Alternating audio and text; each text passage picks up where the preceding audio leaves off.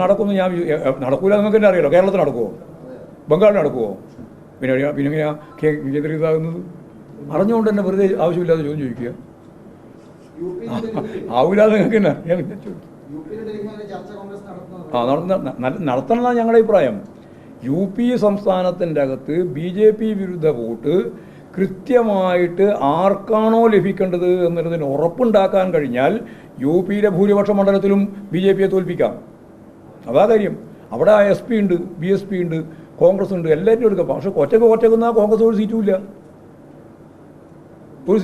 ഇപ്പോൾ 17 സീറ്റ് കൊടുക്കാൻ പറഞ്ഞിട്ട് നല്ല അഭിപ്രായം എനിക്ക് അതിൽ. അങ്ങനെയാണ് ഞാൻ ചെയ്യേണ്ടതാണ് നമ്മൾ പറയുന്നത്. Communist party of India Marxist കൃത്യമായിട്ട് പറഞ്ഞ കാര്യം ഇതാണ്. ഓരോ സംസ്ഥാനം യൂണിറ്റ് ആവണം, ഓരോ മണ്ഡലം പ്രത്യേകമായിട്ട് എടുക്കണം. BJP വിരുദ്ധ വോട്ട് ചോർന്നു പോകാൻ പാടില്ല. BJP വിരുദ്ധ വോട്ട് ആ സ്ഥാനാർത്ഥിക്ക് തന്നെ കിട്ടണം. അങ്ങനെ വന്നാൽ ഞാൻ നേരത്തെ പറഞ്ഞ റേഷ്യോ വളരെ പ്രധാനമാണ്. 37% മാത്രമേ BJP ഉള്ളൂ. പിന്നെ 63% പുറത്താവുള്ളൂ. അത് നമുക്ക് ജയിക്കാനാവും. അപ്പോൾ നിതീഷിൻ്റെ പ്രശ്നമാണ് പിന്നെ ചോദിക്കുക. നിതീഷ് 9ാമത്തെ പ്രാവശ്യം കാര്യം മാറുന്നത്. അപ്പോൾ 6ാമത്തെ പ്രാവശ്യം കാര്യം മാറുമ്പോൾ ഒപ്പം തന്നെയായിരുന്നു ഉണ്ടായത് എന്ന് പറഞ്ഞാൽ കഴിഞ്ഞ തെരഞ്ഞെടുപ്പ് നടക്കുമ്പോൾ ഒപ്പം തന്നെയാണ് BJPൻ്റെ ഒപ്പം തന്നെയാണ് ഉണ്ടായിരുന്നതെന്ന് അർത്ഥം. അത് കൂട്ടിയിട്ടാണ് 37%. അത് പോയിട്ടല്ല.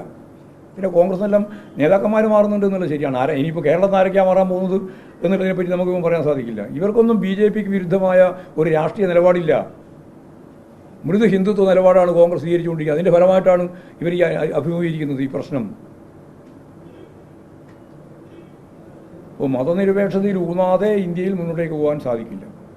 കോൺഗ്രസിൻ്റെ ഏറ്റവും പ്രധാനപ്പെട്ട ദൗർബല്യം അതിൽ മുന്നോട്ടേക്ക് പോകാൻ അവർക്ക് ധൈര്യമില്ല. കമൽനാഥിനെ പോലുള്ള ആളെല്ലാം വെച്ചിട്ട് എന്ത് മതനിരപേക്ഷത പറയാനാ? BJPയെക്കാളും അപ്പുറം വർഗീയത പറയുന്ന ആളാണ് കമൽനാഥിനെ പോലുള്ള ആളുകൾ. BJP ചേരും എന്ന് പറയുന്നുണ്ട്, ചേരൂല എന്നും പറയുന്നുണ്ട്.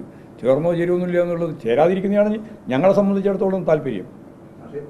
മാധ്യമങ്ങളിൽ വന്നിരിക്കുന്ന സ്ഥാനാർത്ഥി ലിസ്റ്റിലെ പൊതുവെ യുവജനങ്ങൾക്കും സ്ത്രീകൾക്കും പ്രാതിനിധ്യം കുറവാണ്. അല്ല, യുവജനങ്ങൾക്കും അതുപോലെ തന്നെ സ്ത്രീകൾക്കുള്ള പ്രാതിനിധ്യമുണ്ട്. പ്രാതിനിധ്യം കൊടുത്തുകൊണ്ടേ ഞങ്ങൾ ലിസ്റ്റ് പ്രസിദ്ധീകരിച്ചുള്ളൂ. 15 ആളിലെ മത്സരിക്കുന്നുള്ളൂ. 15 ആൾ മത്സരിക്കേണ്ടതിൽ യുവതികളുണ്ട്, അതുപോലെ തന്നെ യുവാക്കളുണ്ട്, ഒക്കെ ഉണ്ട്.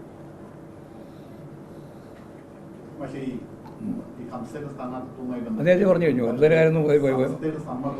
ഞാൻ പറഞ്ഞില്ലേ, ഒരാളുടെ സമ്മർദ്ദത്തിന് വഴങ്ങിയിട്ടാണോ പാർട്ടി പ്രവർത്തിക്കുക? പാർട്ടി പ്രവർത്തിക്കുന്നത് ആരുടെയെങ്കിലും സമ്മർദ്ദത്തിന് വഴങ്ങിയിട്ടാണോ? പാർട്ടിക്ക് സ്വതന്ത്രമായ നിലപാടില്ലേ? പാർട്ടി രാഷ്ട്രീയമായ കാഴ്ചപ്പാടില്ലേ?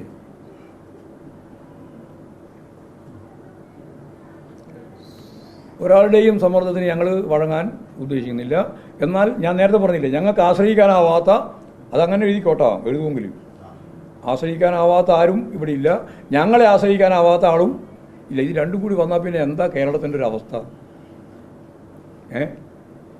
പല ആളുകളും ഇതിന് ഇടയ്ക്ക് ഒരു പാരം വേണ്ടേ എന്ന് വിചാരിച്ചിട്ട് പുറപ്പെടുന്നുണ്ട്. വേണ്ടെന്നാണ് ഞാൻ പറഞ്ഞതിൻ്റെ അർത്ഥം. പച്ച മലയാളം. നേരിട്ട് ഈ പാർട്ടിയെ സമീപിക്കാം. ഈ പാർട്ടി അവരെ എല്ലാം ഉൾക്കൊള്ളാൻ കഴിവുള്ള പാർട്ടിയാണ്. ഒരു ബഹുജന വിപ്ലവ പാർട്ടി എന്ന രീതിയിൽ ഞങ്ങൾ പ്രവർത്തിക്കുകയാണ്. അതിൻ്റെ ഭാഗമായിട്ടാണ്. പോരെ.